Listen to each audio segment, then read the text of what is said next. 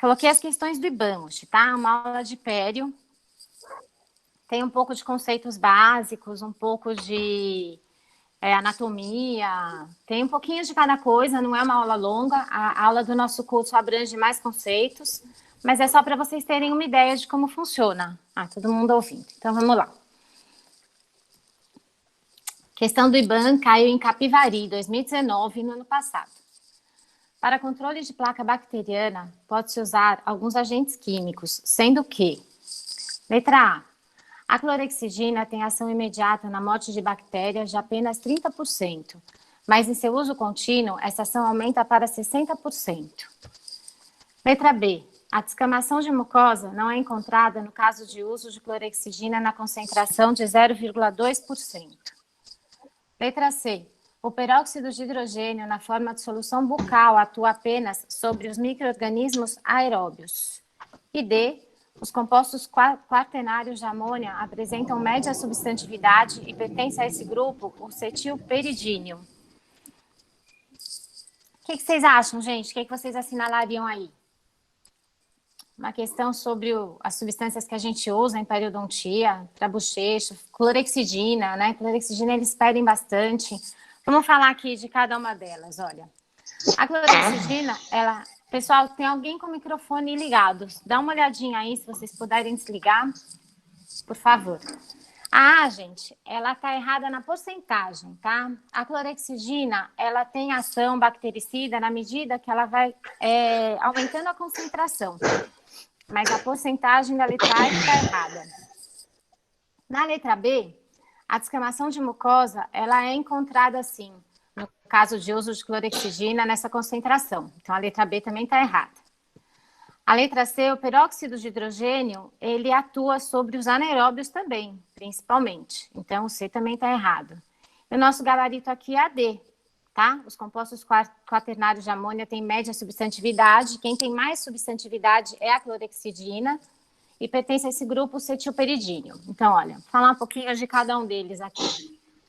Biguanidas, tá? Clorexidina, amplo espectro, muito efetiva contra gram-positivos. Ela é neutralizada na presença de fosfato, por isso que quando a gente prescreve clorexidina, tem que falar para o paciente dar 30 minutos entre a escovação e o bochecho, tá? Para não neutralizar a ação da clorexidina. Ação na membrana, tá? Não em endosporos, e tem elevada substantividade, que é a principal característica da clorexidina. Os enxaguatórios na concentração de 0,12. Aí a gente vai ter o gel, usa em endodontia, o gel de clorexidina, e mostra aqui, tá? A substantividade, o tanto que é retido na cavidade bucal, amplo espectro de ação, e ele é considerado seguro, embora tenha efeitos colaterais, quando é utilizado a longo prazo, ele é um medicamento utilizado seguro. Liga-se às células da mucosa, a glicoproteínas, reduz colonização, e mantém-se ligada à superfície por longo período de tempo, tá? Essa é a substantividade da clorexidina. Bactericida e bacteriostática na medida que a concentração dela for mais alta.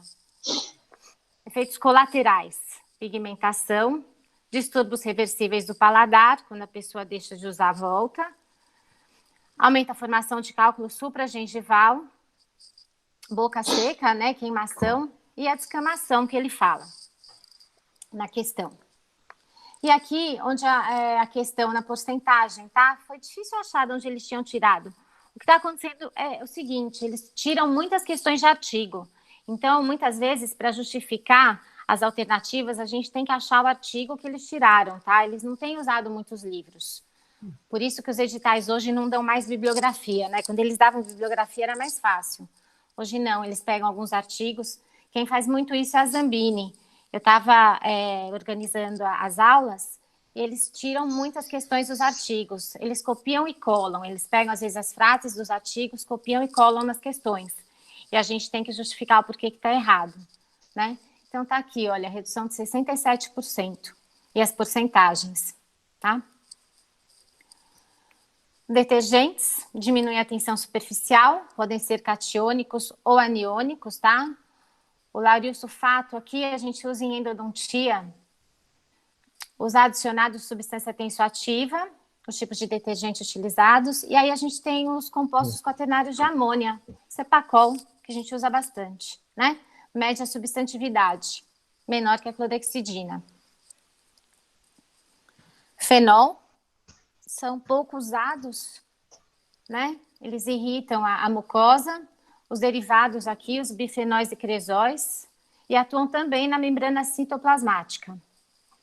E a gente tem os compostos bifenólicos, triclosan, né? Tá aqui, olha, o Listerine, o Colgate Plaques, atuam contra gram-positivos e gram-negativos e fungos. Essa classificação é legal estudar, eles têm pedido nas provas. E aqui é a nossa resposta, letra D, tá? Os compostos quaternários de amônia apresentam média substantividade e pertence a esse grupo o cetilperidínio. Ah, tem uma pessoa esperando, gente. Espera só um pouquinho.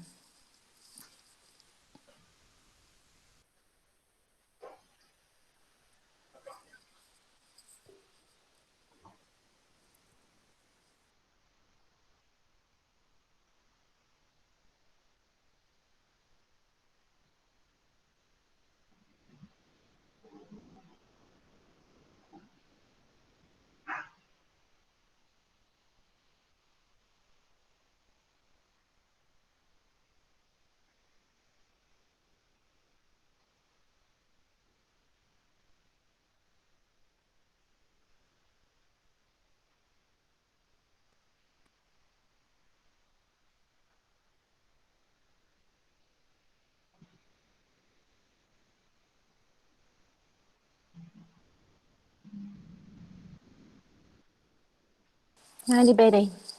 Pronto, deixa eu continuar aqui. Acho que eu liberei todo mundo. Questão 29, questão 20. No livro Odontologia Restauradora de Baratieri et al., fica claro que o espaço biológico deve ser respeitado para o sucesso do tratamento restaurador e determina-se espaço biológico. Alguém queria uma questão de espaço biológico. RBO faz isso. Se a RBO copia artigo, menos. Mas todas elas fazem um pouco sim, Carolina. Todas pegam questão de artigo. Letra A. O conjunto formado pela inserção conjuntiva e pelo epitélio juncional. Pessoal, verifica aí, por favor, tem alguém com o microfone ligado. B. O suco gengival. C. O conjunto formado pelo suco gengival e epitélio juncional. E D. O espaço ocupado pelo ligamento periodontal entre osso alveolar e cemento. Essa questão caiu em Jundiaí, em 2015. Acho que muita gente fez essa prova. Letra A, o pessoal acertando, é isso mesmo. Gente, essa figurinha vocês têm que saber, tá? Pega, põe no criado mudo, olha antes de dormir. Tem que saber, eles pedem alguma coisa de anatomia periodontal. Não obrigatoriamente as medidas. Embora a VUNESP tenha pedido, né? Acho que o ano passado, a medida da largura do ligamento periodontal. Tinha na minha aula, quem fez o curso, estudou, acertou, tá? Mas, por exemplo, aqui o espaço biológico, 2,04.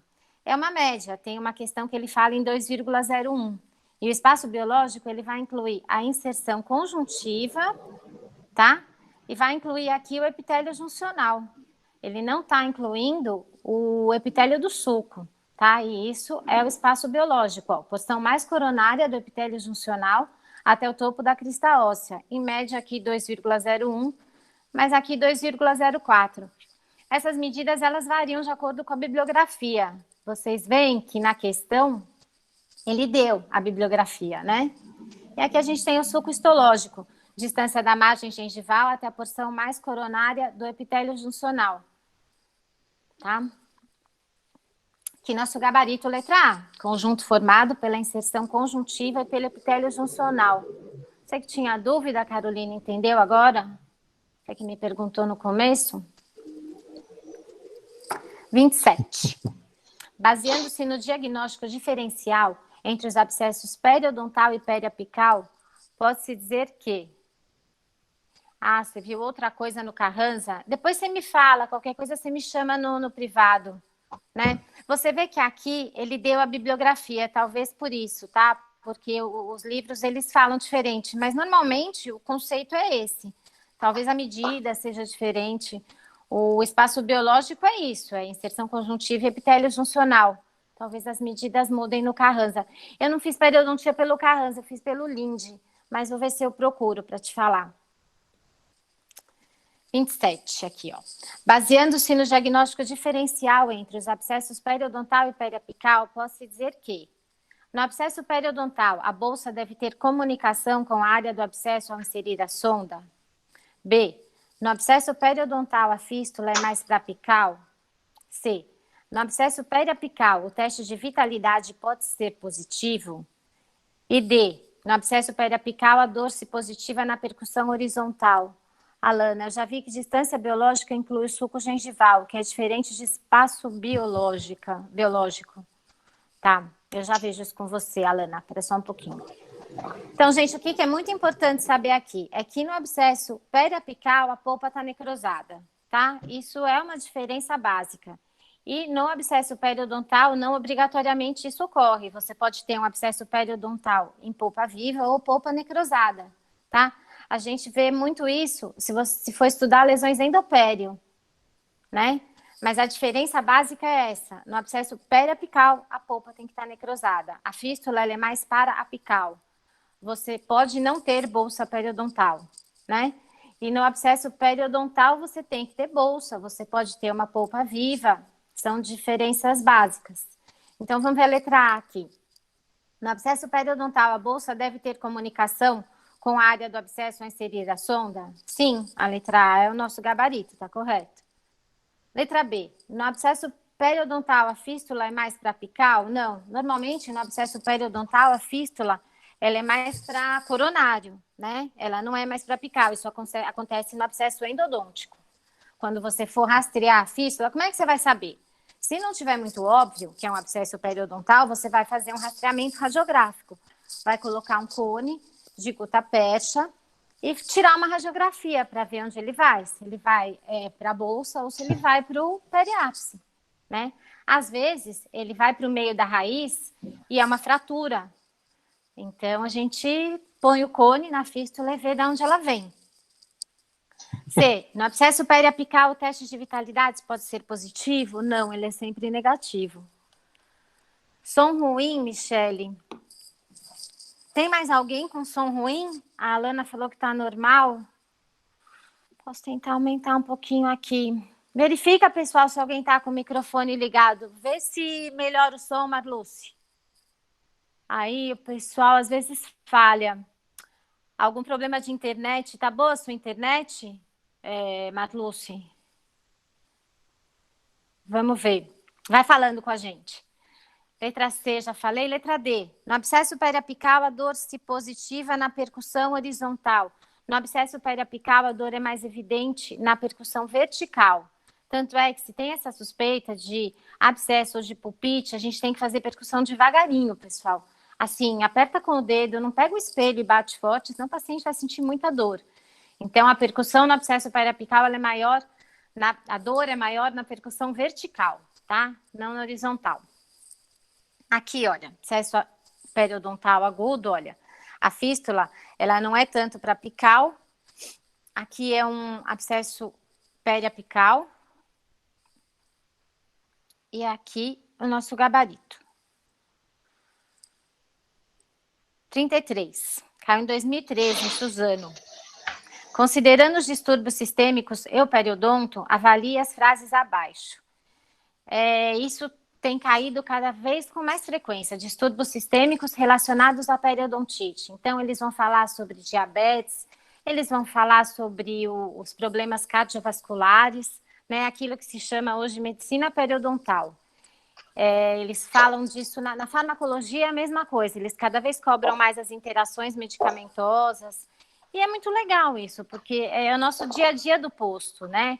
É o paciente chegar, falar que ele toma 5, 6 remédios, e vocês têm que relacionar isso com o atendimento clínico. Então, é muito legal a gente estudar isso e saber mesmo o que a gente vai aplicar na clínica todo dia. Então, vamos lá, primeiro aqui, ó, na hipofosfatasia. A hipofosfatasia, ela é uma doença hereditária, tá? E ela vai mexer com a mineralização óssea e a mineralização dos dentes. Então, ele está falando aqui que o ligamento periodontal, ele é pobremente organizado. No 2, na síndrome de Papillon-Lefèvre, uma rápida destruição periodontal ocorre durante a dentição decídua. E no 3, a síndrome de Down não provoca alterações periodontais. O que vocês acham que é nessa questão? Quem assinala alguma coisa? C? 1 e 2 apenas? É isso? Isso mesmo, é a letra C. Por quê? Porque na síndrome de Down, a gente tem sim alterações periodontais, tanto na dentição decídua quanto na permanente.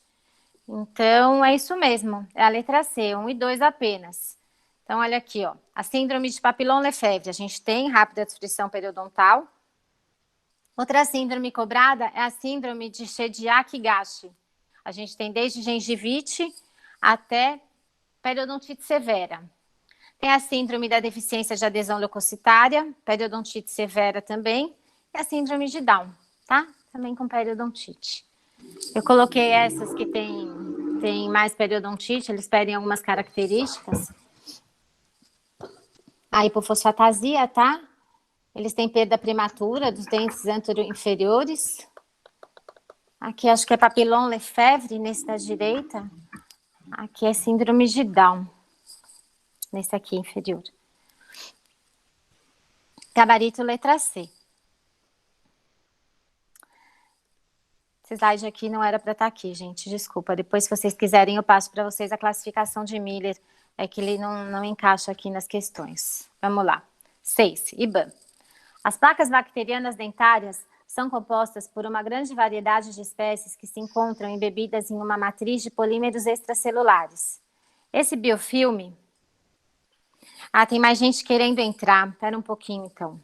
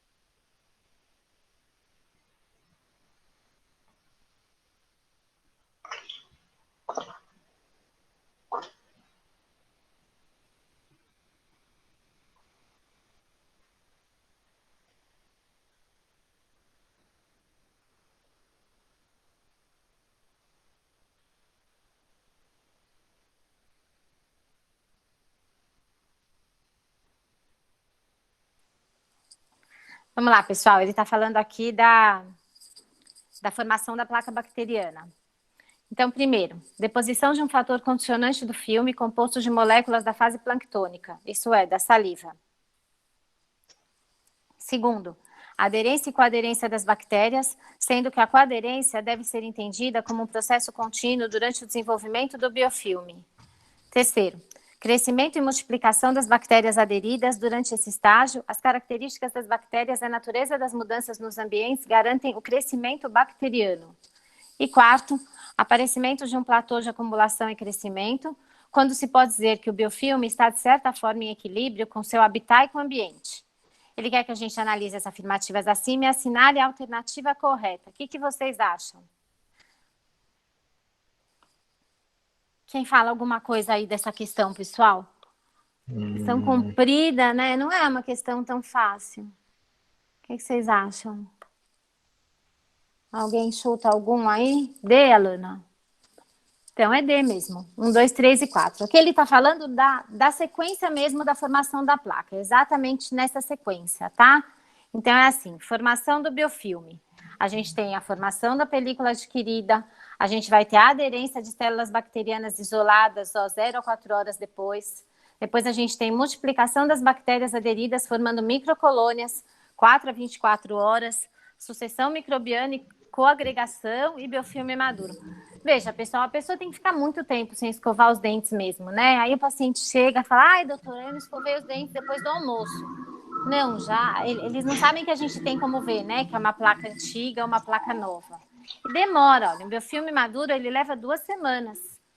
Aí tem uma foto legal aqui, ó, biofilme com 24 horas. Coloquei só que eu acho que a aula com fotografia fica mais divertida assistir. E aqui os colonizadores iniciais. Tem banca que gosta de pedir o nome, né, dos bichinhos. Então tá aí, ó. E a sequência mesmo, olha. 1, 2, 3 e 4 estão corretas, né? E nessa sequência mesmo, deposição, aderência, crescimento e aparecimento. Questão número 10. A sondagem correta é essencial para se chegar ao diagnóstico da doença periodontal.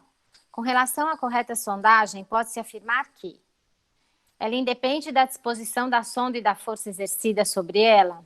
Não, gente, não independe. A gente tem que inserir a sonda na angulação correta e numa força de 20 gramas. Então, não pode exercer com muita força, nem com menos força que o necessário. Tá errada, né? Letra A. Letra B. Todos os dentes devem ser sondados no exame convencional? Letra C. As regiões de furca não necessitam ser sondadas, apenas faça o exame radiográfico da área? Letra D. A sondagem é um exame que é realizado somente no início do tratamento periodontal. O que vocês acham? B. Isso mesmo. Todos os dentes devem ser sondados no exame convencional, tá? Sonda. Aqui a gente tem a sonda OMS, tá? Ela é uma sonda diferente. Ela é utilizada principalmente quando a gente vai fazer trabalho sobre índices, né? Ela tem aqui, olha, a ponta. Já vi banca cobrar isso, tá? As medidas da sonda da OMS. Ou a sonda WHO. WHO se escreve o WHO. E do lado a nossa sonda, né, de Williams, que a gente mais usa. Tem uma outra sonda também que ela é colorida, mas eu não coloquei aqui. Aqui, ó, a sonda tipo OMS, a WHO, que usa para o PSR, e a sonda de Williams, que é a sonda que a gente tem no posto. Sonda de Neighbors, utilizada para sondar furca. E aqui a profundidade de sondagem, tá? O que a gente vai ter? A gente vai ter falsa bolsa, bolsa periodontal verdadeira, bolsa supraóssea e bolsa infraóssea. Aqui, olha, a gente vai sondar a distância da margem gengival ao fundo da bolsa periodontal ou suco gengival. Suco clínico não histológico, tá? Então, diferenças aqui. Quando que a gente vai ter uma falsa bolsa? Quando você tiver uma hiperplasia gengival, ou causada por falta de escovação, no caso do paciente usar um aparelho, ou se ele utiliza medicamentos que induzem a hiperplasia, né? Fenitoína, ciclosporina, tá? Aí a gente vai ter uma hiperplasia gengival e a gente tem uma falsa bolsa porque não existe perda óssea. Então, existe ali, a gengiva está mais alta que o nível que ela deveria estar. A gente tem uma falsa bolsa. A gente vai ter uma bolsa periodontal verdadeira e ela pode ser supraóssea ou infraóssea. Quando que ela vai ser supraóssea? Quando você tiver uma perda óssea horizontal e ela terminar acima desse nível ósseo horizontal. Então, houve uma perda óssea, mas ela ainda está ali, acima do nível, porque a perda foi horizontal. E ela vai ser infraóssea principalmente nos defeitos verticais, tá? Olha ali na figurinha aqui, ó. A altura do osso contíguo, a base da bolsa é apical e a perda é vertical. No caso da bolsa supraóssea, a bolsa ela é coronal, tá? Todo mundo entendeu isso? Tudo bem? E aqui a nossa resposta é B. Todos os dentes devem ser soldados no exame convencional. Questão número 11. Para avaliação periodontal, o exame radiográfico tem como objetivo reconhecer bolsas periodontais, avaliar as estruturas de suporte dos dentes, diagnosticar exudato periodontal ou verificar exudato periodontal. O que vocês acham? Alguém me responde? Está todo mundo quietinho, é sinal que está todo mundo prestando muita atenção. É letra B, isso mesmo. Por quê? A gente não consegue reconhecer bolsa por exame radiográfico, né? Para a gente reconhecer a bolsa, a gente tem que fazer sondagem. O exame radiográfico, ele serve principalmente para avaliar as estruturas de suporte E a radiografia mais utilizada em periodontia é a interproximal. Ela que dá uma visibilidade melhor dos detalhes, da crista óssea, da perda óssea, tá? A gente faz também aquela bateria de periapicais, mas a interproximal avalia muito bem isso. Diagnosticar exudato também não dá e nem verificar exudato periodontal. Então, gabarito é letra B, isso mesmo. 12. A terapia de manutenção é uma fase do tratamento periodontal, indicada apenas para os casos iniciais de periodontite crônica, opcional para casos de cirurgia periodontal, visa a manutenção... Oi? Visa a manutenção dos resultados do tratamento periodontal ou indicada apenas para os casos de periodontite agressiva? Ah, muito rápido. Quer que volte, Silvia? Algum slide? Bom, depois você me fala. Isso mesmo, gente, letra C, tá? Ela não é só indicada para os casos iniciais, ela também não é opcional. A terapia de manutenção, ela é individualizada para cada paciente.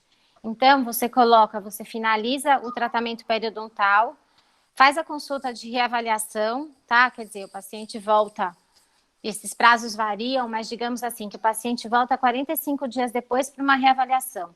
Nessa reavaliação, você vai ver o que ele precisa, quer dizer, se ele soube fazer toda a higienização, se ele está escovando corretamente, e daí você vai determinar se ele é um paciente que precisa voltar de 3 em 3 meses, de 4, de 2, tá? E isso varia, porque se você der uma manutenção trimestral para ele e não for suficiente, quer dizer, ele voltar com muita placa, você vai mudar o prazo da terapia de manutenção. Então, ele tem que... Ela vai mudando, ela não é uma coisa constante. Ela visa a manutenção dos resultados, porque se ele não fizer terapia de manutenção, o teu tratamento, ele acaba perdendo o tratamento, não há tempo para você manter o resultado, ele volta para o tratamento inicial, ele tem que fazer uma nova raspagem, ele sai da manutenção e volta para o tratamento periodontal. Então, o correto é a letra C mesmo. 14. Nas últimas décadas, diferentes estudos científicos comprovaram que a atividade da doença cárie guarda forte correlação com a presença de níveis críticos de streptococcus do grupo Multas e certos lactobacilos presentes na saliva e na placa bacteriana. Esse conhecimento reorientou a prática clínica no que se refere ao controle da placa bacteriana, passando a ser o objetivo maior do tratamento controlar ou suprimir as placas cariogênicas, permitindo a formação de placas não odontopatogênicas dominadas por Streptococcus sanguis e Streptococcus mitis. A abordagem que dá sustentação a essa forma de tratamento é denominada teoria quimioparasitária, hipótese da placa inespecífica, hipótese da placa específica ou teoria de Miller. O que vocês acham, pessoal? Tem duas aí que são iguais. C? Então, vamos lá. Hipótese da placa inespecífica. A cárie é o resultado da atividade de toda a microbiota da placa. Uma mistura heterogênea de micro-organismos pode ter papel no desenvolvimento da cárie. Não é essa, né? Diferente. E aqui a nossa hipótese da placa específica. Olha, dentre as diversas espécies bacterianas presentes na microbiota bucal, apenas algumas estão ativamente envolvidas no desenvolvimento da cárie, tá? E aí, a teoria acidogênica ou quimioparasitária de Miller, tá? Que é a letra A e a letra D, cárie é causada por ácidos resultantes da ação dos micro-organismos sobre os carboidratos da dieta. E aqui nosso gabarito, essa hipótese da placa específica. Ali, ó, teoria de Miller e a quimioparasitária é a mesma coisa, e não é inespecífica. Gabarito letra C. Questão 37. Assinale a alternativa que apresenta corretamente o raspador periodontal mencionado em cada alternativa. Outra coisa que eles pedem também às vezes, eles pedem a angulação da cureta, eles querem saber a angulação da ponta ativa com o cabo, ou da cureta de Grace, ou da foice. Então, aqui ele está falando de cada um. As pontas ativas das foices possuem secção transversal em forma de trapézio? Letra B. Uma foice não é capaz de raspar num ângulo de trabalho de aproximadamente 90 graus? C. Dentre as limas para raspagem coronário radicular, podemos encontrar as limas de Dunlop e de Hirschfeld. Difícil. D. A ponta das curetas é arredondada ou afiada e o seu dorso é agudo para promover a curetagem do tecido mole, enquanto a face de corte realiza a raspagem. O que vocês acham que é, pessoal? Alguém fala aí uma alternativa? Todo mundo quietinho? Então vamos lá, ó. Letra A. Ponta ativa da foice não é forma de trapézio, né? Então vamos ver aqui, ó. Uma foice. Essa é a foice biangulada, que é utilizada para posteriores, e a foice monoangulada, para anteriores, principalmente raspagem supragengival. E olha lá, gente. A foice, ela tem aqui uma secção transversal triangular. Aqui uma lima, ali do lado a enxada, e a cureta. Então, a letra A está errada. Não tem E? Não tem, Raquel, E, só D. Aqui, curetas de Gracie, olha. Ponta ativa arredondada, ângulo de corte ativo com haste em 90 graus. Observa-se qual ângulo está mais próximo, tá? Esse ângulo será o de corte. E a angulação da haste tem ponta ativa entre 60 e 70 graus. Isso eu já vi, várias questões, tá? A angulação da haste com a ponta ativa da cureta de Gracie está entre 60 e 70 graus. Aí, o que você tem? 5, 6, 7, 8. Aqui, raspagem supra e subgengival de anteriores. 7, 8, lingual, tá? Faces livres. 11, 12, mesial. 13 e 14, distal de posteriores. Então, vocês guardem assim. Do menor número para o maior. 5 e 6 anteriores. Aqui, ó. Supra e subgengival de dentes anteriores a premolares. E 7, 8, faces livres de molares. 11, 12, mesial. 13 e 14, distal dos posteriores. As curetas de mini Gracie, elas acompanham as mesmas características das de Gracie, mas elas são menores, elas são pequenininhas. Universais de McCall, tá? Raspagem e alisamento supragengival e subgengival, 2 ângulos de corte. E o ângulo entre a ponta ativa e a haste é de 90 graus, diferente da cureta de Gracie, que é de 60 a 70 graus. Eles raspam anteriores e premolares, tá? Todas as faces. E ali o nosso gabarito, as limas, tá? De Hirschfeld e Dunlop. Ali o desenhinho delas. Elas removem cálculo subgengival de bolsas estreitas, amplas, profundas e enfurcas. Raspagem e alisamento subgengival. Ali, ó. Por quê? Porque a foice, ela é capaz de raspar no ângulo de trabalho de aproximadamente 90 graus, tá correto?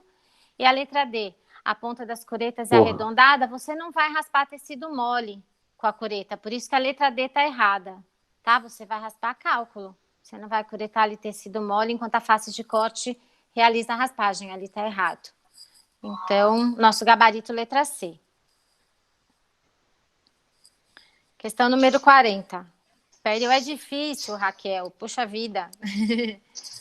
Baseando-se nos critérios clínicos para o diagnóstico diferencial entre GUM, tá? GUM ou angina de Van Vincent, né? Como eles chamam também, era GUNA, agora eles chamam de GUM e de PUNA, tá? Quando é periodontite, quando já tem perda óssea. E GEH, gengivoestomatite herpética. Assinale a alternativa correta. Diagnóstico diferencial entre as duas. A GUNA tem os sinais clínicos característicos, tá? Os sinais patognomônicos da GUNA. O que é isso? Injeção papilar. Para ele falar de GUNA, ele vai ter que falar de necrose papilar, de inversão papilar. Ele pode até falar de pseudomembrana acinzentada, de odor fétido, essas características, muita litose, mas ele tem que falar de inversão papilar, de necrose papilar, porque é um sinal patognomônico da GUN. Então, vamos ver aqui. Na GUM, é característica uma elevação acentuada de temperatura. Letra B. Na GH, a presença de halitose é típica. C. A GUM observada frequentemente em crianças. Não, né? D. O local de predileção da GUM é interdental, se expandido lateralmente. Raras Acho que é vezes D. ultrapassa a gengiva. Então, que eu falei para vocês, né? O que fica interdental? Fica a papila. Então, vamos ver. Ali, ó, um caso de gengivite, ulcerativa necrosante. E aqui já a periodontite. É muito rápido passar de gengivite para periodontite, gente. Eu peguei um caso no posto. Eu fiz especialização, eu nunca tinha visto uma GUM na especialização. Eu fui ver no posto de saúde. É muito rápido. Vi num menino de 14 anos. E aí vira já a periodontite. Mas você dá o bochecho para ele, higieniza, ele escova, repara rápido também, não é difícil.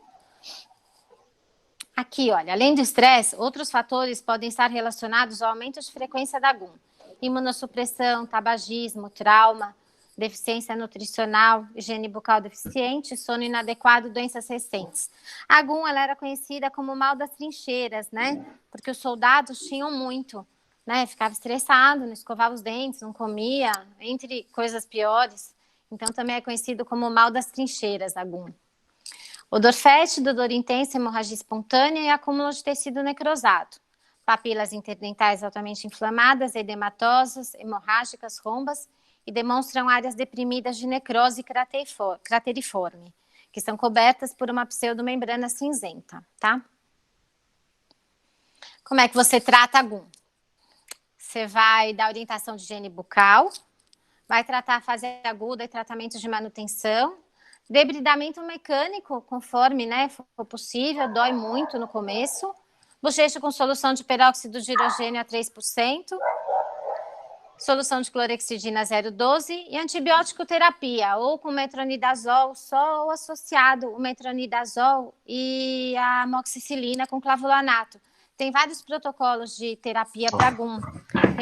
Na minha outra aula eles às vezes perguntam isso, como é que você trata a GUM com antibiótico, qual que é utilizado.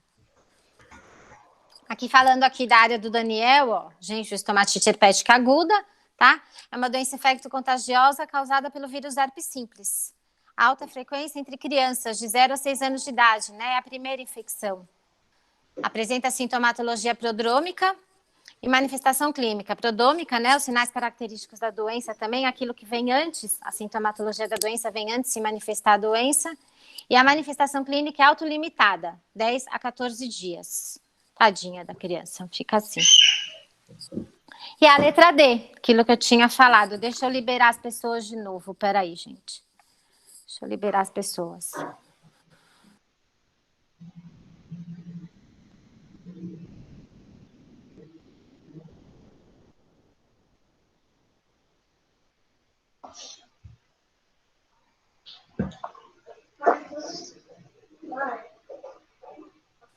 Oi, filho. Daniel, tinha uma pessoa só tentando entrar aqui. O que você quer, meu amor? Você pode pôr vídeo também na TV? É só ligar a TV. Isabela, onde tá o controle? Sumiu de novo.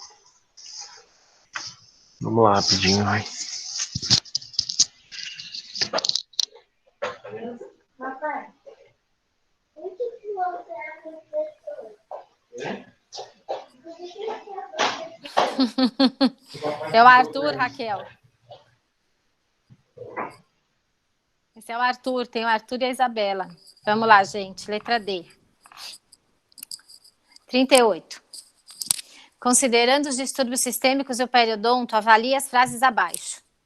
Na síndrome de Down, a dentição permanente é afetada por uma inflamação rápida e grave em mais da metade dos pacientes, o que não ocorre na dentição decídua. 2. No caso do herpes zoster, quando a divisão maxilar do nervo trigêmeo é afetada, as lesões podem aparecer na gengiva palatina estritamente de forma unilateral. 3. Lesões hipertróficas causadas por cândida podem aparecer tanto na gengiva quanto na mucosa e lembram leucoplasia. Está correto o que se afirma em? O que vocês acham, pessoal?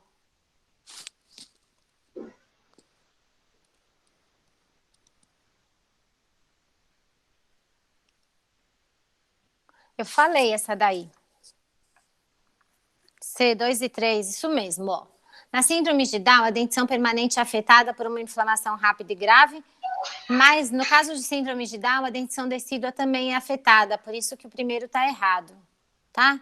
No caso do herpes zoster, quando a divisão maxilar do nervo trigêmeo é afetada, as lesões podem aparecer na gengiva unilateral, sim, só pega um lado, tá certinho. E na 3, as hipertróficas causadas por cândida podem aparecer na gengiva quando na mucosa, tá correto? E elas lembram leucoplasia às vezes. Leucoplasia é uma lesão branca, tá? Então é isso mesmo, o gabarito é a letra C. Aqui, olha, no caso ali, é um paciente síndrome de Down que ainda tem dentição decídua, né? E ele tem as lesões periodontais. Aqui, uma lesão por herpes zoster unilateral, ali no palato. Aqui, ó, do lado esquerdo. Cadê o mouse?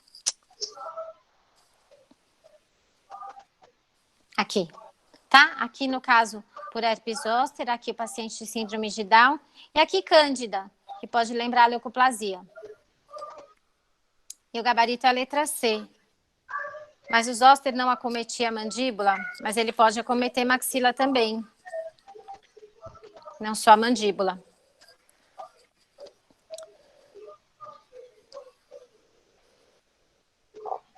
Questão 5. Em relação aos cálculos subgengival e supragengival, responda. Eu acho essa questão polêmica, gente, mas vamos lá. Ó. O subgengival é de fácil remoção. B. Após ser removido, o cálculo supragengival não rescinde facilmente? Antes fosse assim, né? C. O supragengival é escuro. E D. Ambos são fatores de retenção de placa bacteriana. Ele quer saber qual que é a correta. O que vocês acham?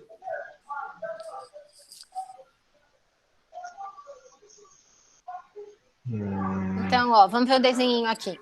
A gente tem o cálculo supragengival. Ele, teoricamente, é mais claro, porque aí eu achei uma foto de cálculo supragengival escuro também. Olha, com o tempo ele vai ficando escuro. É só cuidar com amor e carinho, não escovar nunca, ele vai acabar escurecendo, né? Cálculo é um negócio cultivado ao longo dos anos, né? Olha aí, fica assim. E daí, olha, gente, ambos são fatores de retenção de placa bacteriana. Eu falei que era polêmico, porque ele fala aqui, ó, o supragengival de coloração bem escura. E ele considera errado porque o que mais se fala é que o supragengival é de coloração clara. Mas aqui na foto, ó, a gente tem um cálculo supragengival de coloração escura. 10. A periodontite instala-se quando o processo inflamatório promove um envolvimento da gengiva marginal e da gengiva inserida, progressão rápida de evolução acelerada e de perda óssea, perda do periodonto de proteção, progressão lenta a moderada com possíveis períodos de progressão rápida e perda do periodonto de sustentação. E aí, pessoal? Essa questão dá para falar bastante coisa, dá para falar um pouquinho de anatomia. Isso mesmo, o pessoal está acertando. Então, vamos falar um pouquinho de anatomia aqui. Periodonto de proteção. Gengiva, tá? Gengiva marginal livre, gengiva inserida, interdentária. Tá aqui, ó. A gengiva é a parte da mucosa mastigatória, que cobre o processo alveolar, circunda a porção cervical dos dentes. Camada epitelial, tecido conjuntivo subjacente, chamado lâmina própria. Tudo bem? Essa parte de anatomia que eu falei para vocês que a gente tem que ir para a prova sabendo. Periodonto de proteção, na área de posteriores, a gente tem uma particularidade que é o col, tá?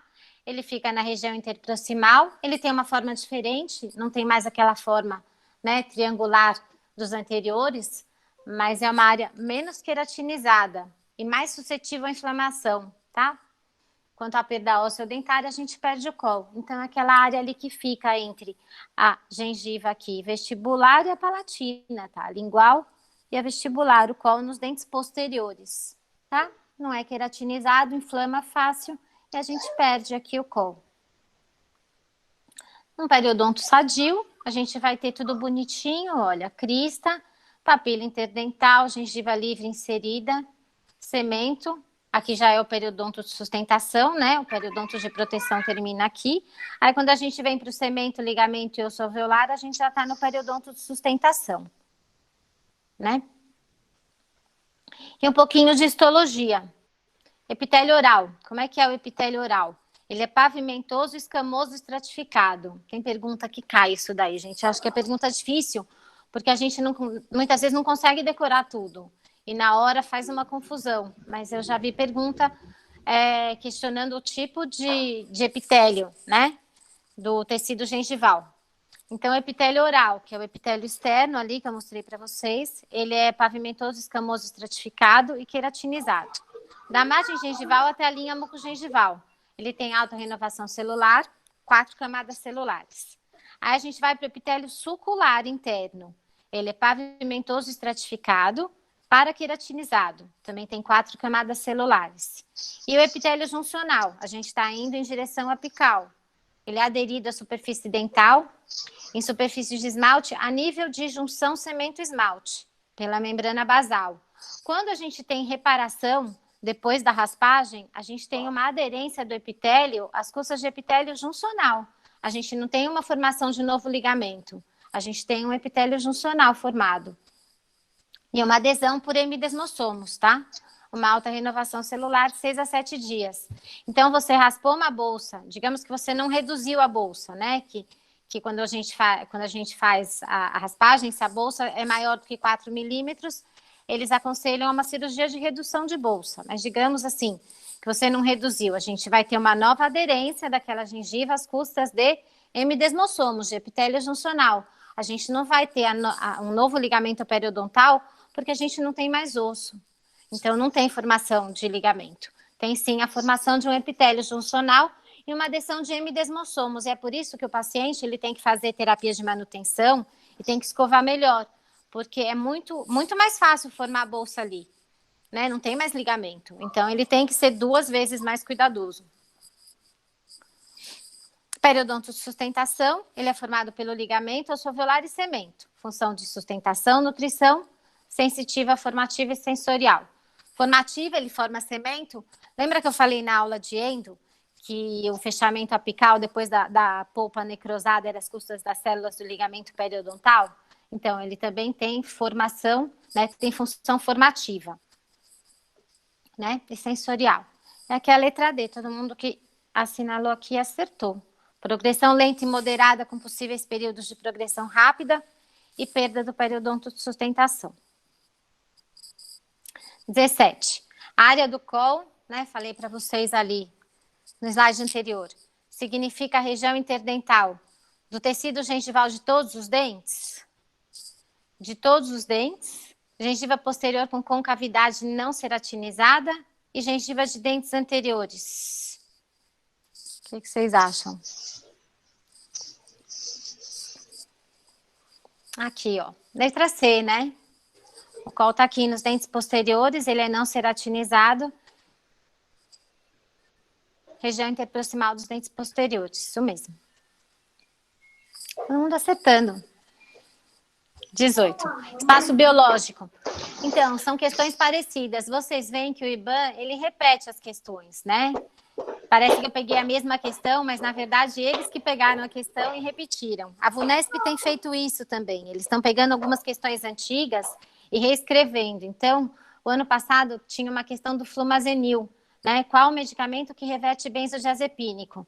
Eu tinha isso nos meus resumos, e era uma questão tipo assim de 2009, né? Que às vezes as pessoas falam, não faz questão antiga.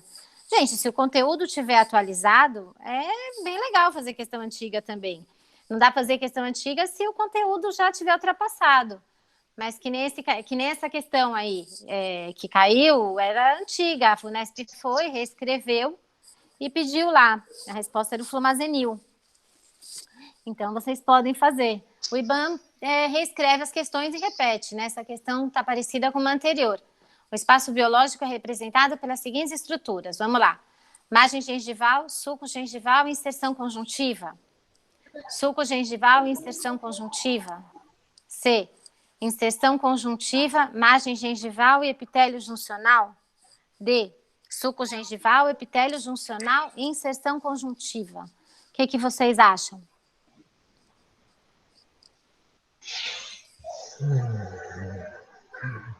Vamos lá, ó, vamos para o desenhinho. Espaço biológico. suco gengival, certo? Epitélio juncional e inserção conjuntiva, é isso? Ó, inserção conjuntiva, suco gengival, esse aqui é o suco, e epitélio juncional.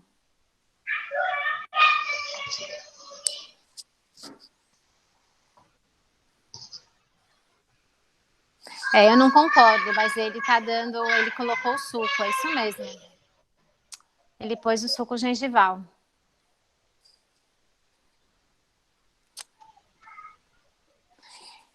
Espaço biológico deveria ser o epitélio juncional e a inserção conjuntiva. Todo mundo concorda comigo?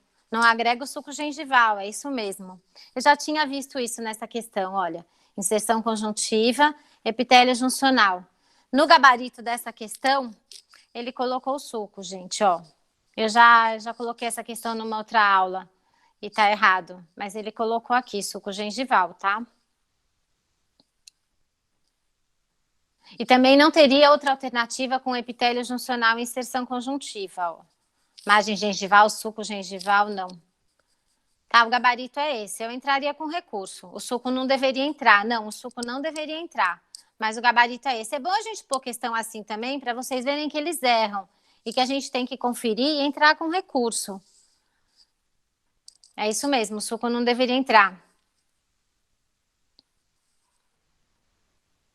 Você já viu que o suco entra. Então, por isso que tem que ver se nesse concurso dele, ele colocou bibliografia, tá? Nesse slide que eu coloquei aqui, não entra, tá?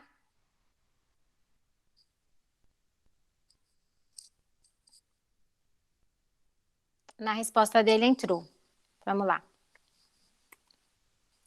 O controle da doença periodontal é importante, pois representa um fator de risco para a doença cardiovascular, é o fator responsável pela presença de halitose nos indivíduos, somente sua presença acarreta a perda dos elementos dentais.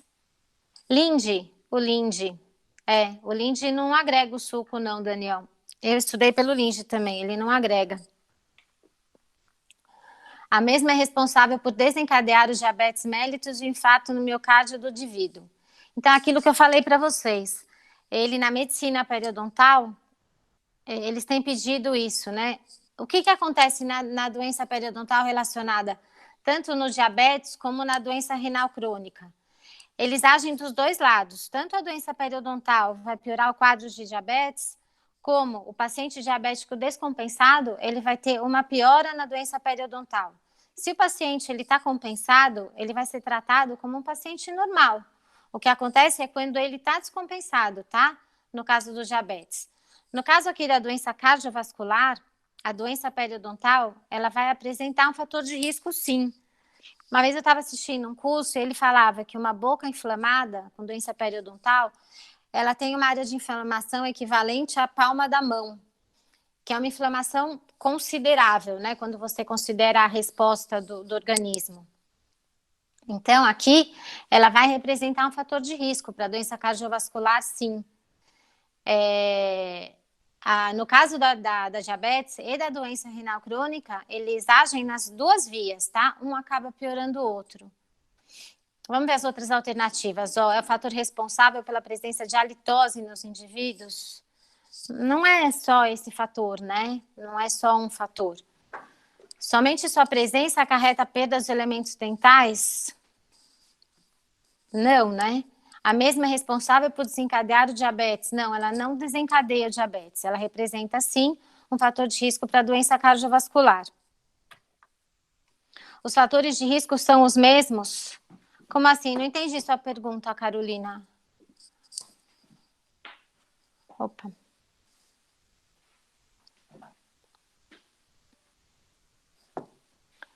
Questão 11. Assinale a alternativa correta para as técnicas de remoção mecânica da placa bacteriana. A técnica oblíqua pode ser considerada uma técnica invertida. Essa questão é do Daniel, essa questão de técnica de escovação, mas vamos lá, ó.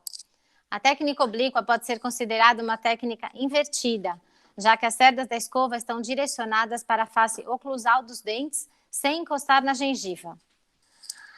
As escovas de unitulfo não devem ser utilizadas na mesial e distal dos dentes isolados, pois podem agredir a gengiva. Em odontopediatria, normalmente a técnica de Bass é indicada para pacientes portadores de aparelho fixo. O movimento da técnica de Fomes nas faces oclusais dos dentes posteriores é circular. Então, letra D, o movimento da técnica de Fomes nas faces oclusais não é circular, né? Ele é de vai e vem. Agora vamos falar aqui das outras técnicas, tá? Especificamente, vamos lá. Técnica de Fomes, ó. Facilidade de execução para crianças. Ao invés de ser um fator de risco para problemas cardiovasculares. Espera aí que eu já falo com você, Carolina. Técnicas de Fomes, crianças. Você vai realizar movimentos circulares com as pontas das cerdas da escova sobre os dentes, tá? Faces voltadas para a bochecha, internas e faces de mastigação de cada dente. Técnica da bolinha. Técnica de Bass. Pacientes sem recessão, remoção de placa a nível gengival, ângulo de 45 graus em relação à gengiva, movimentos vibratórios curtos sobre os dentes, nas faces voltadas para a bochecha, interna e de mastigação. Modificada, tá? Ela tem uma remoção mais efetiva, principalmente a nível gengival. É a técnica recomendada para a maioria dos pacientes, 45 graus, movimentos oscilo-vibratórios curtos, tá? Vertical de varredura em direção às pontas dos dentes. Stillman. Principal, ela vai evitar a recessão. Você vai executar num ângulo menor que 45 graus em relação à gengiva, sem introduzir as cerdas no sulco, tá? Suavemente, lateralmente a gengiva e com movimentos vibratórios curtos. E a modificada, você vai ter também sem introduzir as cerdas no sulco gengival, suavemente, lateralmente contra a gengiva e movimentos vibratórios curtos também. Técnica de Charters, tá?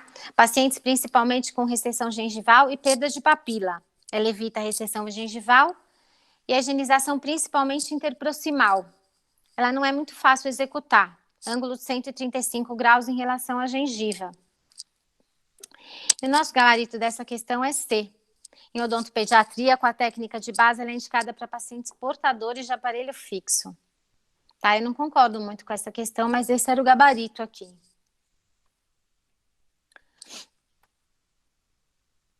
Questão 12. Para o controle químico da placa bacteriana, é incorreto afirmar que a clorexidina tem ação imediata de 80%, porém não apresenta ação residual? B. Um dos efeitos colaterais que pode ser observado no uso da clorexidina é a perda do paladar? C. Os óleos essenciais devem ser utilizados através de bochechos 2 vezes ao dia com duração de 30 segundos cada um? E D. O triclosan é um antissético de baixa toxicidade e largo espectro de ação.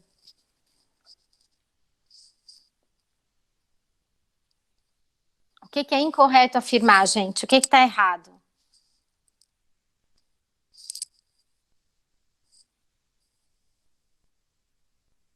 O que está errado é a letra A. Ela tem substantividade, tá? É a principal característica dela.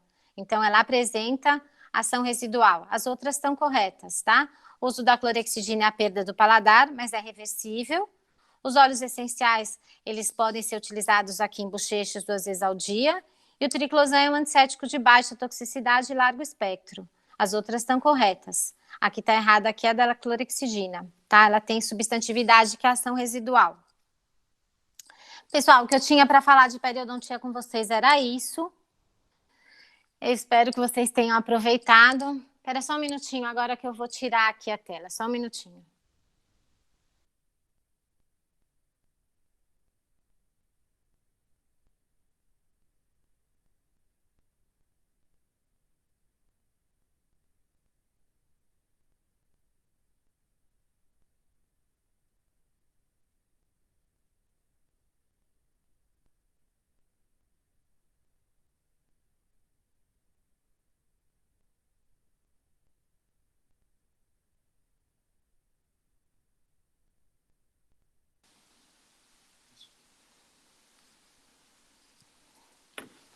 Aqui.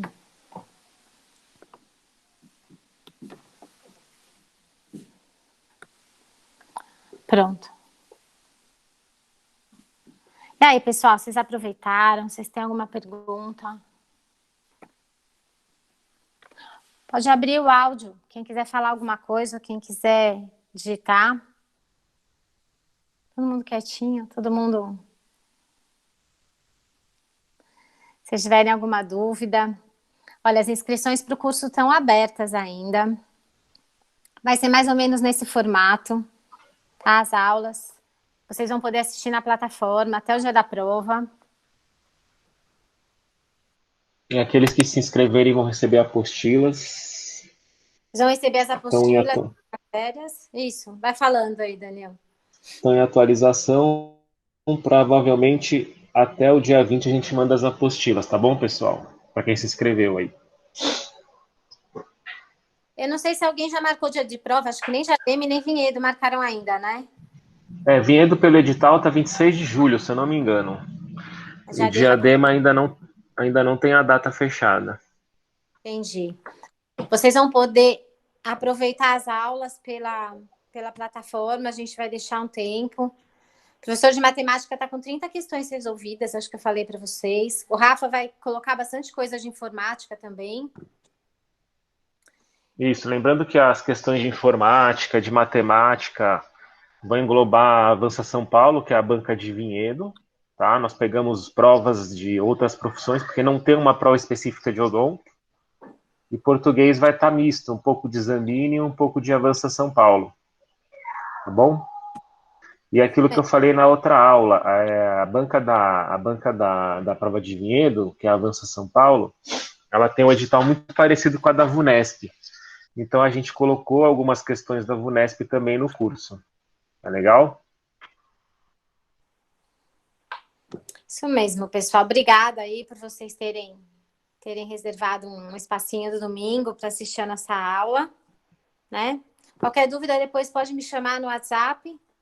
E é isso. Alguém quer falar alguma coisa? Quer abrir o microfone? Obrigada, Raquel. Obrigada, pessoal. Valeu, pessoal. Bom domingo para vocês aí. Bom domingo. Tchau.